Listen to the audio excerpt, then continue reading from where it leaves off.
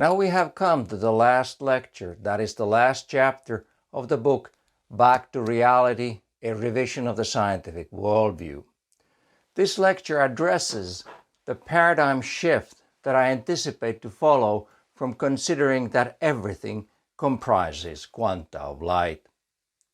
Scientific progress is in its most spectacular form that does not only inch, but leaps. This capricious character of science was put forward by Thomas Kuhn in his brilliant book, The Structure of Scientific Revolutions, in 1962. The American physicist, historian, and philosopher of science was influenced by Ludwig Fleck, the Polish physician and biologist sharp-sighted analysis, Entstehung und Entwicklung einer wissenschaftlichen Tatsache in 1935, focused on the most critical factor of science, namely the human factor. Of course, philosophers had pondered the nature of knowledge and interpretation of information much earlier, but with his book, Kuhn nonetheless stirred up quite a controversy. He revealed that science could not merely progress step by step. If that were to happen, the best science of any period would never prove to be heretical. Conversely, a one-time dissidence could never become a contemporary doctrine. That is to say, we have never been liberated from universal truth with ease, but only through revolutions.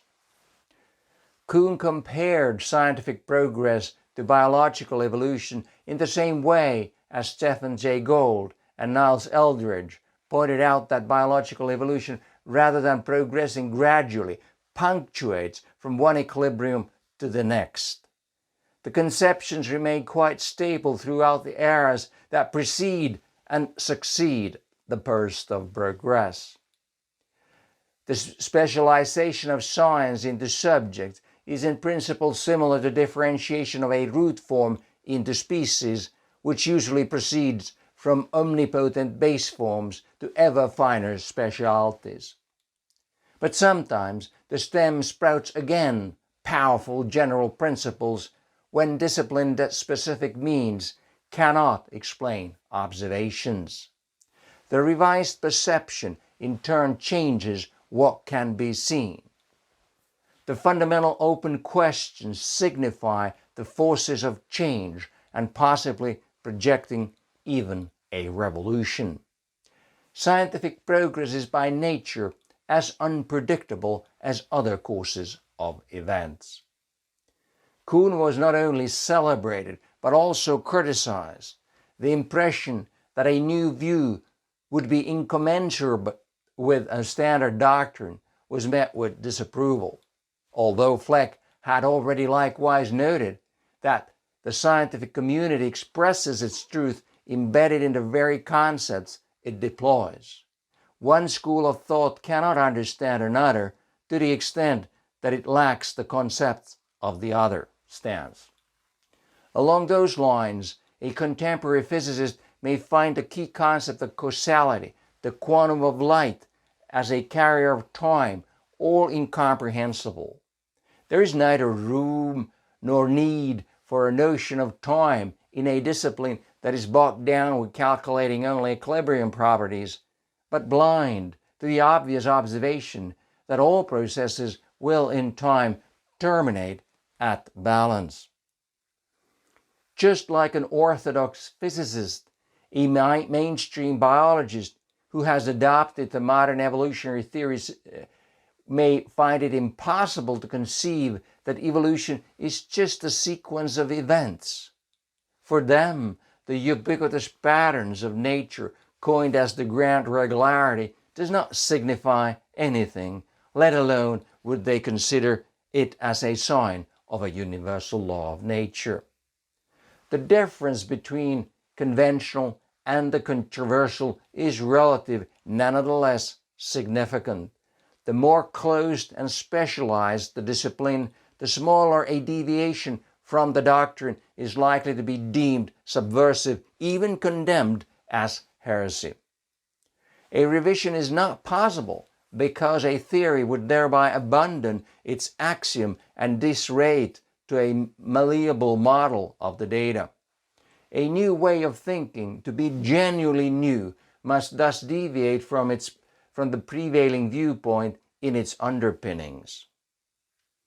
Despite having irreconcilable differences, disruptive and dominant paradigms can be compared. The common measure is how well their perceptions of reality correspond to the observations. Kuhn's outline of scientific progress and his understanding of its nature are today as relevant as ever. The age-old fundamental questions are still at hand and new ones are piling up. Thus, our current view of reality is not on par with reality, only our models match the data. Likewise, the geocentric model, with its epicycles, seemed once precise, but did not in the end tally with reality. Regarding the character of a conventional science, Kuhn wrote, "Normal science does not aim at novelties of fact or theory, and when successful, finds none. Even when observations depart from expectations, as they do today, most scientists blindly batch up mathematical models rather than opening their eyes to the fact that the seemingly infallible doctrines are thereby proven false." Likening a paradigm shift to other changes, we realized that these extraordinary events should not be too surprising. The progress of science is no different from the success stories and downfalls of companies. Breakthrough stems more often from conflicts than from consensus. Seemingly strange contemporary studies, akin to experiments with electric phenomena in the past, might disrupt the dominant worldview and open breathtaking new vistas. Would we today recognize such a revolutionary viewpoint in the midst of all our hustle and bustle? Or would it be more likely to be found somewhere on the fringes? Can we challenge the prevailing paradigm or even put up with those who question them? Are we in for a change? Many a change in the worldview has begun with the scope of physics, because there are opportunities to quantify even minute discrepancies between conceptions and observations. Even when discovering discrepancies, researchers hardly ever endeavor to make a paradigm shift, but just to obtain more precise results. So, are there now unfathomable data that could foretell a yet another revision of the worldview? The mysterious dark matter, the esoteric dark energy, the incomprehensibly homogeneous horizon of the universe, the inexplicable expansion of the cosmos, and the excessive matter over antimatter appear as profound misunderstandings. Physics is in dire straits. We're not simply confronted with experimental data excluding a model or a class of models, observes Gianfrancesco Giudice. We're confronted with the need to reconsider the guiding principles that have been used for decades to address the most fundamental questions about the physical world. These are symptoms of a phase of crisis. However, the word crisis by origin had no connotation to a catastrophe, but meant a turning point. Today, just as in the past, physicists are trying to find out a unified theory that describes fundamental forces and elementary particles in a comprehensive manner. The attempt involves uniting general relativity and quantum mechanics, but are these the pieces, the ones that should be put together? After all, these effective theories only model data, whereas the theory should explain the causal relationship that underlie the data. For example, we should understand why a distant galaxy is receding, why a stone is falling, why time is elapsing. When such profound why questions go unanswered, our view of the world cannot be accurate, and the course we steer in the world cannot be right. 200 years ago, chemists asked why some atomic combinations are molecules while others are not. But only few of them wondered if the atoms have internal structure that determines the chemical bonds and explains the molecules. Nowadays, physicists ask why some quark combinations are particles while others are not. Only few of them, it seems, wonder if the quarks have internal structure that dictates the strong bonds and explains the particles. We know the strengths of fundamental forces and the values of natural constants, but so far we have failed to figure out their meanings. We need a leading concept to connect the forces and constants of nature to structures of the universe. Whale, Dirac, and Eddington reasoned in this way, but not all the way to the answer. How we regressed since, now that anthropic ideas have surfaced from the irrational depths of mind.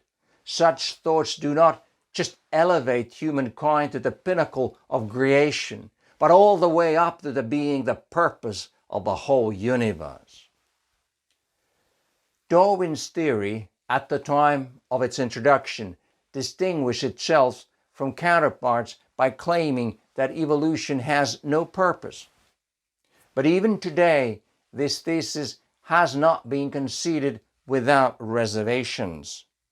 Our current concept of evolution fails to ring true because randomness is no explanation, nor is design. Thus, a paradigm shift seems to be inevitable. The systematization of species that Carl von Linné started is continuing today in the form of sequencing genes. Linnaeus used himself as an archetypal specimen of Homo sapiens. Greg Venter, who led the sequencing of human genome, used his genus as a typical specimen. The sequencing was motivated with a promise to find out the causes of diseases, not to shake up the worldview of biology. However, the results now in hand force us to reconsider the paradigm.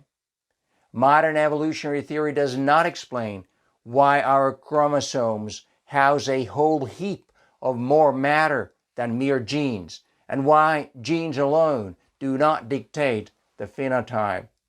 It seems that when research specializes in spotting details and even gets mired in certain ones, the overall picture loses its focus. The dialogue between contemporary science and the history of science both justifies and questions beliefs. As Fleck noted, the current state of knowledge remains vague when history is not considered, just as history remains vague without substantiative knowledge about the current state. Is the old principle a new paradigm? The obvious prerequisite for a scientific revolution is that there is in place a well-defined paradigm to be overthrown. For example, the consensus about immobile continents had to exist before it could be negated. Already in 1596, when the Flemish Abraham Ortelius had compiled the first world atlas, he wrote that Americas had been torn away from Africa and Europe. In the following centuries, the same idea was offered time after time, but it's only Alfred Wegener, a German geophysicist and meteorologist, who's seen as the hero of this particular scientific revolution because he faced a fierce opposition. The earlier thinkers did not, as the country's stance had not yet established itself. Only now that physics has locked itself into these specific stationary state formulas, does the old principle of least time, where change is the general rule, distinguish itself clearly as a novelty. Only now that physics posits that particles are fluctuating quantum fields does the old idea of everything comprising photons stand out as an unorthodoxy. Only now that the vacuum is theorized as being no substance at all does a vacuum comprising real quantum pairs identify itself as a distinctly different position. Only now that general relativity has become the standard way of describing the evolving cosmos can it be questioned as being an accurate account of reality and rather regarded as a mere model of gravitation. There's a world of difference between the abstract mathematical models of matter, space, and time and the concrete worldview where everything is quantum. Paradoxically, a reality check is needed most where it is least wanted. As Nicholas Maxwell remarked, acceptance of instrumentalism by physicists adversely affects physics itself. Similarly to the dogmas of physics, it is necessary that the synthetic evolutionary theory has firmly established itself for it to be challenged. Only now that the genome-wide association studies fail to uncover causes of diseases can the dogma of evolution without direction be refuted with the thermodynamic theory of evolution as motion toward balance. And only now that the epigenetic phenomena have demonstrated the role of circumstances can the doctrine of genetic determinism be contested with the thermodynamic tenet that everything depends on everything else.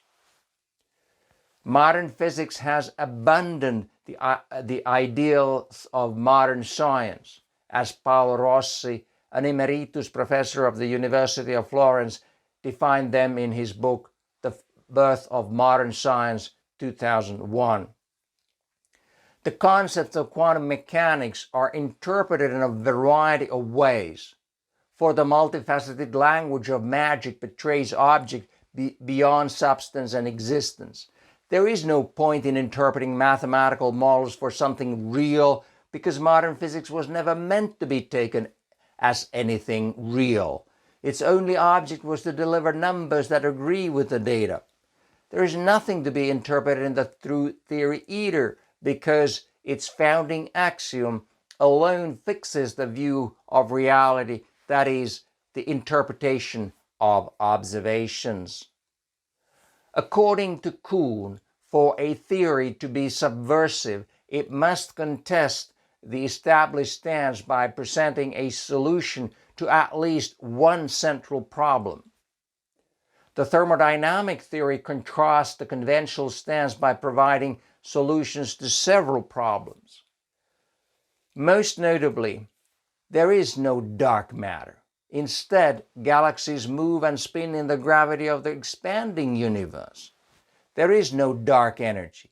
Instead, it should be taken into account that the light originating from receding object shifts toward red not only due to the velocity of recession, but also due to the weakening gravity of the expanding universe. The flatness of the universe is no coincidence, but an inevitable consequence of reactions where matter-bound quanta transform into the quanta of the void. The homogeneous horizon of the universe does not follow from cosmic inflation, but the universal least time consumption of free energy. The vacuum is not comprised of virtual particles, but real photons in pairs that make up the substance of inertia and gravity. Gravity is not the geometry of curved space-time, but manifestation of the vacuum in motion. The excess of matter over antimatter does not imply an imbalance, but follows from the least time quest for balance. The mass of a particle is not a manifestation of the coupling to the Higgs field, but of the coupling to the void comprising paired quanta of light. The handiness of natural compounds is not a primordial coincidence. Instead, the standard stems from the least time free energy consumption. The genome is not so much of a repository of instructions as a system of its own consuming free energy in the least time. A revolutionary theory, according to Flex, interprets the basic concepts in a new way that opens a more unified view of reality than offered by the prevailing thought style. In this fashion, the thermodynamic theory interprets basic concepts as follows. Planck constant is the measure of quantum, not just a constant. Time and energy are complementary attributes of the quantum, not just concepts without substance. Time advances as energy changes, not all by itself. Causality is embodied in the flow of quanta, not merely an impenetrable abstraction. The fundamental forces are manifestation of the structures of the substance, rather than the other way around. The vacuum is not sheer geometry, but photons in out-of-phase pairs. Particles are not quantum fields, but consist of quanta surrounded by the field of vacuum quanta. New properties do not emerge from ingredients of a system, but from the quanta of the surroundings. Information should be measured as free energy for its recipient, rather than non-redundancy in a sequence of symbols. Consciousness is one means among others for consuming free energy. Free will is free energy at individual disposal rather than an unimpeded ability to choose between courses of actions. A theory must be based on a falsifiable axiom, otherwise it can be modified to be in line with just about anything. Specifically, the thermodynamic theory would be wrong if even a single quantum were found to be divisible. Even if single quantum were to vanish into nothing, or pop up into existence from nothingness, or if something were found that is not made of light quantum, or if a phenomenon were discovered where the system moves spontaneously away from the balance rather than moving toward it. Even though scientists know the rules of science, they tend to not follow them, choosing time and again to evaluate a new way of reasoning against established beliefs than facts. There is no reason to insist that the novel thinking must agree with the prevailing thoughts, for there are always different ways to explain the same data. Instead, the new theory should be challenged by the same criteria as the old. Time will tell to what extent the theory of time meets Kuhn's list of the 5 qualities for a sound scientific theory. First, the theory must be accurate with its domain. The results should correspond to what is observed and measured. Second, the theory must be consistent not only in itself, but in relation to the prevailing theories. Third, the theory should have a broad scope.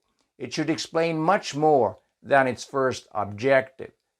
Fourth, the theory should be simple and bring order to the phenomena that otherwise would be individually isolated and, as I said, confused.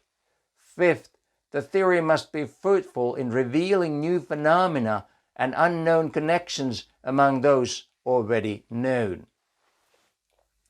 Kuhn stressed that the evaluation of accuracy, consistency, scope, and simplicity and fruitfulness is demanding. For instance, the sun-centered model was at odds with what was once thought about why stones fall, how water pumps operate, and how clouds move. The thermodynamic theory seems to belie what is nowadays thought about vacuum, elementary particles, expanding universe, and evolution. How to face the change.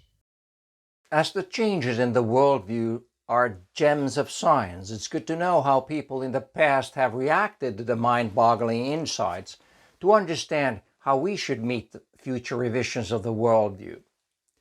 In science, as Kuhn phrased it, novelty emerges only with difficulty manifested by resistance against a background provided by expectation. No matter the degree of irrationality, theories are held in high esteem, as Yuval Harari, the historian of our time, says boldly. The theory of relativity and quantum mechanics argue that you can twist time and space, that something can appear out of nothing, and that a cat can be both alive and dead at the same time. This makes mockery of our common sense, yet nobody seeks to protect innocent school children from these scandalous ideas. Why? Well, even an outlandish explanation is preferred over having none, because being perplexed is paralyzing. The adoption of incomprehensible concepts when having no way of knowing whether they are true or not is indoctrination. Specifically, we cannot liken entanglement or action at a distance to anything that we have experienced. Similarly, curved space-time is a cryptic notion. We do not sense abstract geometry. We sense gravity and inertia. When a doctrine has invited uncritically, the consciousness may have become close to the possibility that the teaching might not be true. As teachers pass on only the paradigm that they blindly believe in, students do not develop critical thinking, accepting fiction for facts and beliefs for truth. In a generation or two, nobody will know anymore how to think differently. Scholars imagine that they're critical thinkers when labeling results that deviate from the adopted doctrine as pseudoscience. So it is that skepticism and irrationality displace sense and experience.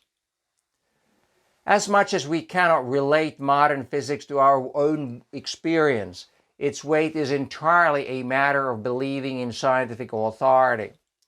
According to Terry Winogard and Fernando Flores, our thinking is largely based on prejudices, and scientific knowledge does not protect us from this. In fact, to the contrary.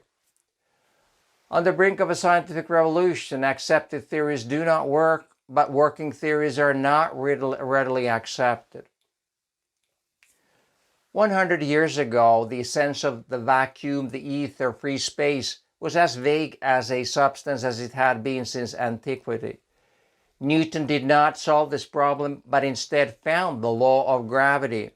Neither did Ampere, Faraday, and Maxwell solve it, but established the laws of electromagnetism. The Michelson-Morley experiment did not clarify the issue. Its outcome was only interpreted as if the vacuum were nothing, however, not unambiguously. Although Einstein's space-time geometry is in line with this famous experiment, general relativity describes the void as unreal without any substance.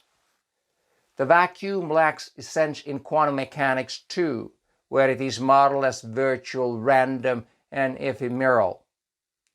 Be that as it may, the vacuum feels real. The feeling can be discredited as a lack of learning, but there is no gainsaying to the failure of coincided experience to explaining our experience of falling, accelerating, and decelerating, and spinning.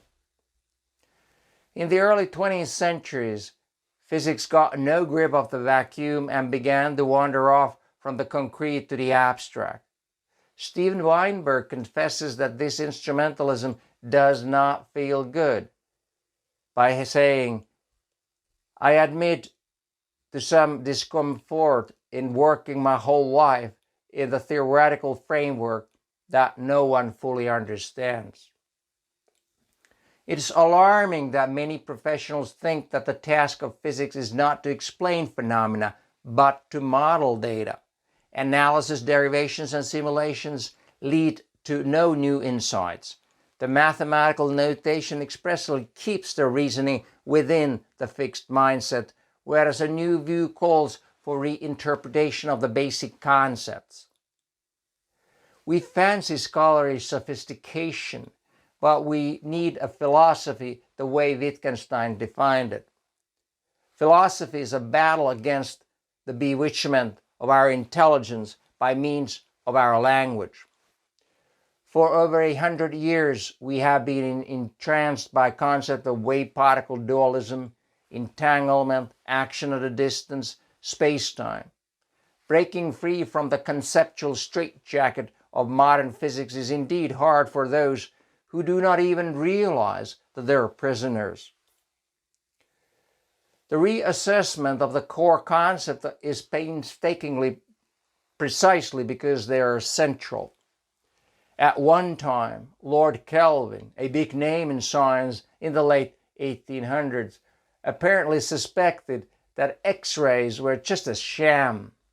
Their discovery questioned established perceptions and practices. At first, it seemed unbelievable that all work with the cathode rays need to be re-evaluated. Well, so it was. Hardly anyone remembers that concern anymore, but many are aware that Wilhelm Röntgen opened a new window onto the world. The light quantum is a key concept of physics. Abandoning the flickering virtual photon for the concrete one as the permanent primary constituent of everything would therefore entail a substantial revisions. At first, it may seem unbelievable that all work based on quantum mechanics and general relativity would need to be re-evaluated. This may well happen. Sometime in the future, hardly anyone will recall this task, but many might well know that when we broke with our preconceptions, we progressed. Revisions of the basic concepts brings a discipline into an identity crisis. Once, John Dalton defined by his atomistic proposition that chemistry is the reactions of atoms. Now, Lewis' visions of the photon as atomos is challenging the identity of physics with the notion that physics is reactions of quantum. Never in the history of science has it been easy to get revolutionary results published. Distinguished journals publish mainstream science and avoid the merest chance of printing nonsense. Peer review works are adequately on average, but exceptional remains problematic as the familiar is regarded as factual, but the original as groundless. While a highly networked researchers become cited and credited, obviously only a few people are behind a new idea. The peerless tends to have a hard time with peer reviews. Today, in the era of media hype, highlighting research results may be seen as a scientist were seeking exposure, but to hold back results would be against the professional ethics of a scientist, even irresponsible. The pursuit of publicity is indeed correlated with scientific dishonesty, as the most prominent journals publish comparatively many unreliable results. In a way, cheating meets with expectations, whereas authentic is truly unexpected. Science expresses the zeitgeist. Publicity is valued more than comprehension. Nassim Taleb also recognizes these forces that are in charge of science today. When you are rewarded for perception, not results, you need to show sophistication. Is the scientific community up to date? Today's dissident will hardly be condemned like Galileo one time, although it's not all unimaginable either. The forces allied to a doctrine are formidable, even downright crushing, unless the core values of academic institutions defend the original thinker. The ethics of science is violated when it is insinuated that a researcher should not question the foundations of the discipline. Neither can a journalist do their job when restricted in terms of what can be investigated. Progress in science calls for freedom just as the development of society does. Unless we are conscious of the perils and reality of banning, it will befall us all. Thoughts outside the prevailing paradigms are excluded subtly, as the discourse itself defines the rules for investigating reality and the forms that reality is supposed to have if it is to be real. In this manner, nonconformity will be proven insane, ignorant, irrational, and incorrect, as the French philosopher Michel Foucault argued. By now, modern physics has attained a status of being self-evidently known. There is no question of particles being quantum fields, as observations are interpreted by quantum field theory. There is no question of dark energy and dark matter existing, as measurements are interpreted by general relativity. Similarly, when evolution is exclusively associated with changes in the genome, the genes are everything there is. However, the prevailing perceptions lack absolute legitimacy as long as we do not comprehend everything. Even what we think we know may well turn out to be otherwise. This has played out before. Can we even discuss different views? According to the founder of biology and embryology, the Estonian Carl Ernst von Baer, said that every successful theory undergoes through three phases. First, it is ignored as unrealistic. Second, it's rejected as anti-religious. Finally, it is accepted as dogma, and every scientist claims to have long appreciated its truth. When choosing his words, von Baer might have had something particular in his mind, as he held the opinion that evolution is directed by forces. Darwin acknowledged the critique, but von Baer's view that evolution follows its course along the lines of force without a predetermined goal was missed and still goes missing without consideration and comprehension. Times and habits have changed since Einstein. He faced a barrage of criticism, but in a positive spirit, among others from the Finnish physicist Gunnar Nordström. Whereas today, a study departing from the mainstream science is classified forthwith as pseudoscience or nonsense.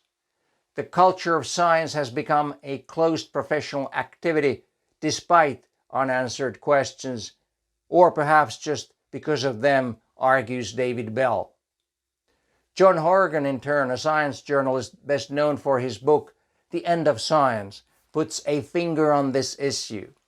He says, as modern science has become increasingly institutionalized, it has started to resemble a guilt that values self-promotion above the truth and the common good. Without logical arguments and solid evidence against dissidence, there is nothing more than a cliquish consensus behind the verdicts of heresy. Such aversion is irresponsible, even in cases where malice plays no part. It marginalizes people and can even lead to their exclusion from the academic community. According to Brian Martin, a professor of social sciences at the University of Wollongong, most dissidents are merely ignored. Some come against a brick wall, blocking their career, and a few even get sacked. Questioning is not tolerated when it concerns evolutionary theory, quantum mechanics, and relativity theory. As a rule, academic communities themselves are incapable of correcting their mistakes, but revision requires public exposure. The case of Galileo was not so much of a conflict between science and religion, but more the case of a prestigious but parochial establishment trying to uphold its flawed worldview. Nowadays, a scientific institution, as the holder of the contemporary worldview, can equally ruin its legacy by condemning those who have brought up facts and figures that correspond to reality. Academia, especially when fixed on an aging paradigm, can display all the features of an intolerant authority.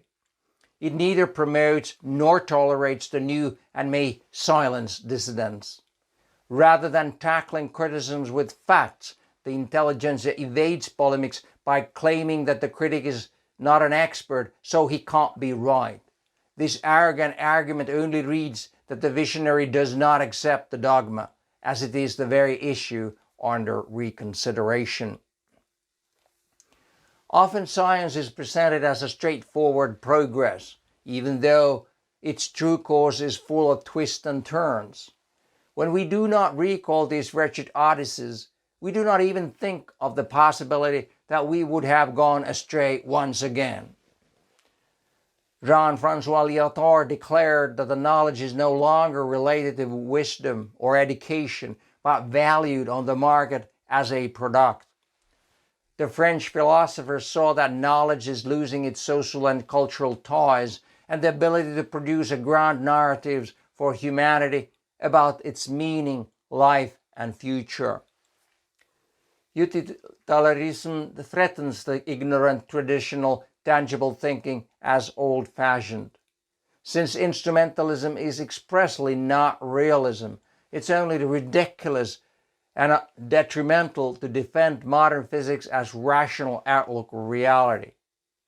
When a scientist who is questioning the prevailing paradigm is not only derided but not even tolerated, who will then reveal verity?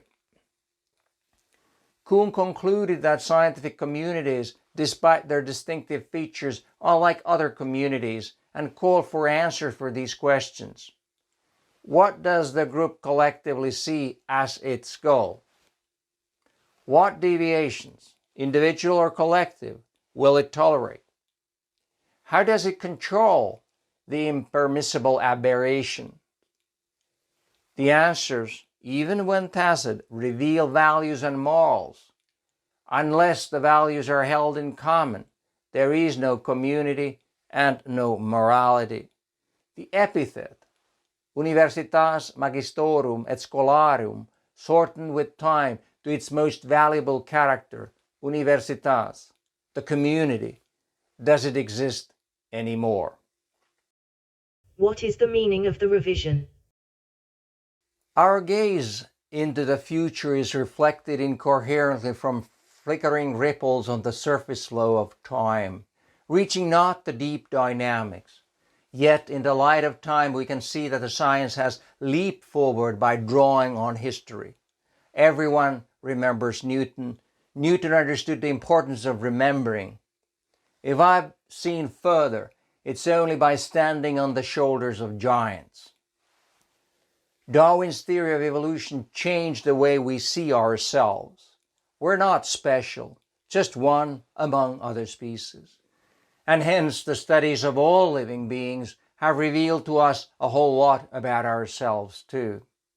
The impact is immense in agriculture, forestry, healthcare, and environmental protection. Also, international competition and market mechanisms are seen to parallel the struggle for survival and natural selection. So we press for reforms, however, not quite understanding what they are and why they happen. Many a revision of the worldview has begun from seeing insignificant observations, but ended up with grand conclusions. When Galileo saw the moons of Jupiter with his telescope, he immediately realized that there are worlds besides ours. The idea of an orbit recurring in the model of an atom laid the foundation of many a technology. Our worldview dictates what we target by means of education, research, and technology, economic growth, and social reforms. Our worldview defines what we consider to be valuable. The future will evaluate our values. We have amassed more data than ever, but only now we have explained its universality. We have measured natural constant more precisely than ever, but only now we have elucidated their meaning. We have organized our task more efficiently than ever, but only now we have realized that our deeds express the universal law. These revelations of profound problems are not found through state-of-art research, but through the re-examination of age-old foundations of research. Our focus will change when our viewpoint repositions. When we do not see dark matter as real, we will no longer search for it in vain, but tune our receivers to detect true substance. When we do not see other than quanta of light in the elementary particles, we will no longer try to generate them, but harness our technology for other purposes. When we do not think of evolution as a hereditary process, we will no longer see through insignificant cause and effect relationship perceived to be in our genome, but look at the whole. When we embrace the reality that the biosphere, atmosphere, geosphere, and hydrosphere comply with one and the same natural law, perhaps we will also get our econosphere in the same harmony. The revision of the worldview is not merely an academic exercise, but a desideratum that drives us toward a sustainable way of living. The opening of the worldview, first from the geocentric perspective toward the sun, then encompassing our home galaxy, and over the past decades finally extending the beginning of the cosmos, as well as zooming in the elemental constituents of matter, gives us a grand view of reality. From this vantage point, we can see remarkably far. It only takes the courage to look.